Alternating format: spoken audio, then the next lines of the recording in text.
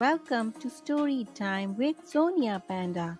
Curious George at the Parade by Margaret and H.A. Rees. This is George. He was a good little monkey and always very curious. Today, George and his friend, the man with yellow hat, were in the city for the big holiday parade. They found a place in the crowd, but an announcement had just been made. The parade may not start for a while. George, the man said, the wind is too strong for the big balloons. Let's go in this department store while we wait. George and his friend looked around the store as they waited for the wind to settle down. Suddenly, something strange caught George's eye. What could it be? He was curious. But when George looked out the window, he did not see anything strange. He saw the parade. He saw floats, clowns, and jugglers, and a band standing in straight rows. Then George thought he saw an elephant eating a treat. That made George hungry. It had been a long time since breakfast. Now he could think only of finding a snack. Why, here was a treat just like what he ate in the jungle. Fresh nuts right off the tree. George was lucky to be a monkey. He simply climbed out the window and jumped into the tree. Then he pulled and pulled, but the nuts would not come off the tree. They were not so fresh after all. In fact, they were not even real. But George did not know that. He pulled harder and harder. The tree began to sway. Suddenly, there was a loud snap. Then crash. Down came the tree. Down came George. And down came all the nuts. Luckily, George was not hurt, but still he did not have a snack. He raced after the nuts. He chased them around the elephant and under the clown, then in and out of the band's straight rows. My perfect rows, the band leader cried. You have ruined my perfect rows. The band leader raced after George. He chased him down the street and around the corner, but he was not quick enough. Where was George?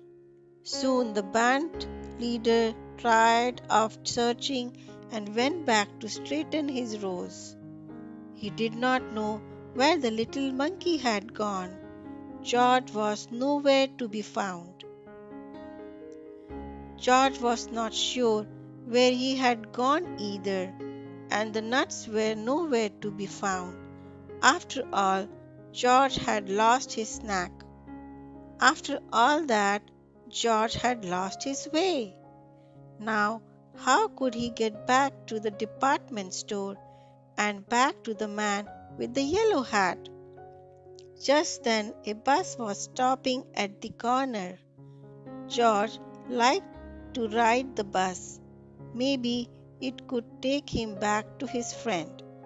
Quickly, he hopped on the bus and away they went. From his seat up on top, George could see everything. The bus rounded a corner. Here was something familiar. But something was wrong. Two balloons had drifted off course. Their ropes were tangled. The parade helpers were trying to fix them, and the crowd gathered to watch. As the bus came to a stop, someone yelled, Catch that monkey! He ruined our parade. It was the band leader. and he was pointing right at George. George did not want to be caught, but there was no way for him to get down. There was only one way to go. George grabbed a rope and went up. Up, up he climbed, higher and higher. He was a little frightened, but he held on tight. Then he heard someone call, "George!" It was the man with the yellow hat. George was happy to find his friend. The man was happy too. George swung from one rope to another. Now he felt like he was in the jungle, swinging from vine to vine. "Look!" someone shouted from below.